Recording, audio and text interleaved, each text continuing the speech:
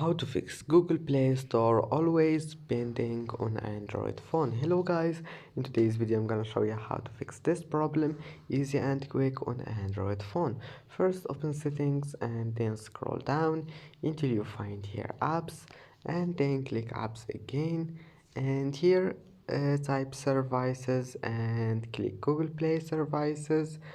Go to storage, clear cache, and after that type here Google Play Store, and then click for stop and go to storage, click clear cache. And if that doesn't fix your problem, then you need to clear data.